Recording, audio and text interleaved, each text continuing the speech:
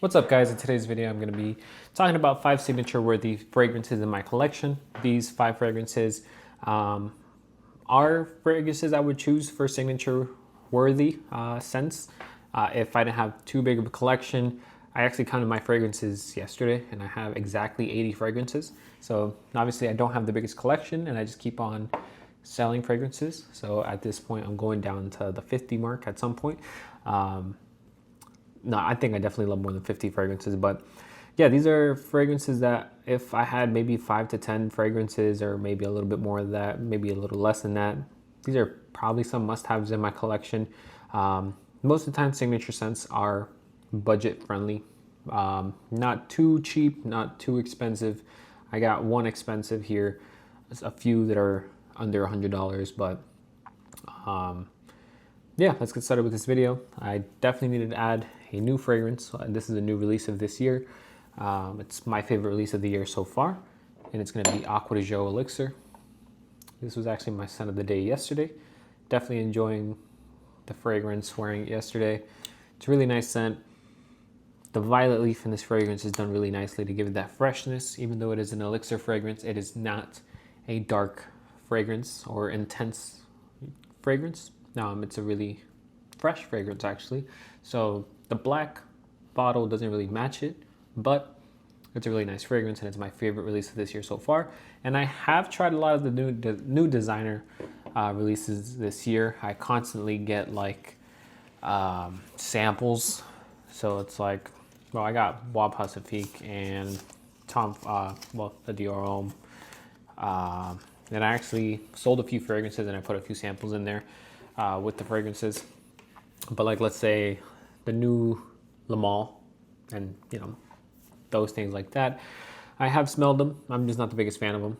That's why I don't talk about them in my videos. But yeah, next is a fragrance that I absolutely love. I love wearing it. When I smell it, it makes me want to wear it.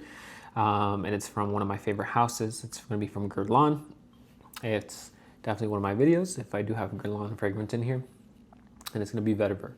If I was restarting my collection or if I just didn't really have too big of a collection, this is a really good budget-friendly option. It's going to be in the $60 to $70 range, and it is the Vetiver Parfum. Shaving foam vetiver fragrance. I might wear this tonight. I already have my scent of the day on. My scent of the day is actually Baby Cat. I'm about to shower after this video. I might throw this on after the shower just because I love smelling it. And now that I smelled it, I want to put it on. Then this is another budget-friendly one. You can find this from $50 for the 50 ml to maybe closer to like 80 or 90 for the 100 ml. Maybe less than that. It's going to be Loewe 7 Cobalt. Definitely a slept-on fragrance. This is going to be in the realm of a Bleu de Chanel, but better in my opinion. If you like a little bit more green, spicy fragrances, this is going to be better, or I would recommend for you to try this if you're not the biggest fan of Bleu de Chanel. But yeah, I absolutely love this stuff. Of course, every time I'm putting this on video, I'm spraying it and the atomizer works. But I've had issues with the atomizer off camera. Yeah, it's gonna be another shaving foamy, green, spicy Bleu de Chanel fragrance, blue fragrance. When I first got it, I thought it was pretty generic. I didn't this was a fragrance that I picked up just because I saw a lot of people talking about it. So I kind of wanted to see what the hype was about, especially as someone that had Bleu de Chanel before, but I wasn't really the biggest fan, or I didn't really care too much about it. But this gives it more characteristics, more life to the fragrance, and more things that I enjoy. It's like the green, spicy, aromatic type of thing. I definitely enjoy way more. So that's what this adds to the scent profile, and I absolutely love it. Giving it a wearing, I was actually blown away. I was gonna get ready to start hating on how generic it was until I actually really started enjoying it. Like, initial spray was not the best. I think it was like out of the box, first spray or two. Maybe you saw it on camera. I thought it was very, like, a lot of alcohol and kind of just flat, generic smelling.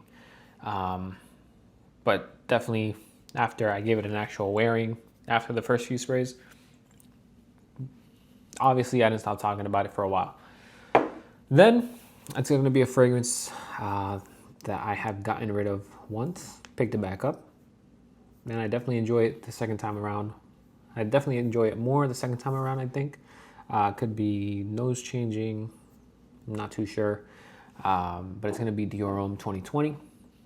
Not that I didn't enjoy it the first time I had it.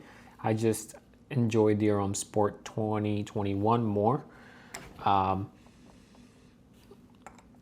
And yeah, now I just enjoy this fragrance. I enjoy both of them. Haven't worn Dior Homme Sport in quite a bit actually, but I need to reach for that one now that it's getting a little bit warmer again in Buffalo. Today was actually 60 degrees, so either way, I decided to wear Baby Cat. But I think next coming week is going to get up to the 80s, so we'll see what fragrance I decide to put on that day, especially because it's probably going to be only one day of 80 degrees, and we're going back down to the 60s. So yeah. Dior Homme 2020, definitely a fragrance that was hated, very hated when it first came out. I think it came out around the time I started getting back into fragrances, but I never really paid too much attention to it. But and when I started getting back into fragrances, I wasn't really watching any YouTube videos on them. I was kind of just going to the rack stores and picking up random fragrances. So I honestly, I had no idea about the different Dior Hommes, none of that stuff. I went to Macy's and what's it called? I remember smelling it for the first time actually. I remember smelling the old Dior Homme like a while ago, and I remember not really enjoying it. But this was like, I was a teenager. So then smelling this one, I was surprised that I enjoyed it now, but it was actually a new fragrance. So that's something I just didn't know. But yeah, Dior Homme 2020, really good fragrance. Not like your typical Sauvage fragrance, even though nothing wrong with Sauvage. Sauvage is great. This is going to give you something different that you could use anytime, anywhere. Really good compliment getter, just because I have received a lot of compliments wearing this fragrance. It's probably my second most complimented fragrance in a day. So behind Imagination. So Imagination is number one for sure. Solidified number one. This is number two. So that should say a lot. And the most expensive one in this list is going to be one that was actually my signature scent for a while, maybe for 2 years. I wasn't really into fragrances at this time. I had like a really small collection, maybe about 10 bottles. But this was my go-to. This is my third bottle of this fragrance. It's going to be Creed Viking.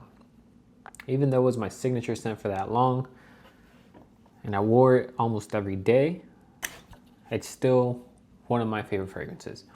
Still definitely in the top 5, definitely in the top 3. So that should say a lot about this fragrance. I feel like this is a Creed fragrance that's not talked about a lot. I absolutely love this fragrance. And I had 2 of the 50 mLs. This is my first 100 ml. But I should have bought the 100 ml when I bought my second bottle, just because I knew, I knew I liked the fragrance. I knew I loved the fragrance. I just didn't know if I was going to keep on using it as much as I did. And then I ran through that bottle too. And now I have a pretty decent dent on this one, and I've had this one for maybe a year now. Yeah, I would say maybe about a year and a half. I would say maybe a little over a year I've had this fragrance, but smelling it, it smells great. I love it. I used it as my signature scent for a long time. This was when I was living in Florida, and I definitely recommend you wear it as a signature scent if you're looking for signature scents overall. That's a really nice scent to have as a signature scent, in my opinion. But yeah, that's all I have for you guys today. Please leave a like, subscribe. Let me know which fragrances in your collection you definitely recommend for to become signature scents, or they would be your signature scent if you don't have such a massive collection. Just because, we have massive collections. I know most of us, especially if you're watching fragrance content, you probably already have a decent sized collection and you're always trying to, change it up every day. Maybe there's a fragrance that grabbed your attention when you first get it for like 3 or 4 days and you're wearing it back to back to back. Unfortunately, I don't really do that just because if my weekly rotation videos will be very boring if I talk about the 4 fragrances for 4 days in a row, for the same fragrance for 4 days in a row. But what I do when a fragrance grabs me, like grabs my attention that much, I normally just like wear it to bed or wear it after I shower, after I wear something else. So I can talk about the other fragrance on my weekly rotation. But yeah, that's all I have for you guys. Please leave a like, subscribe. I will see you guys on the next video. Have a good one, guys.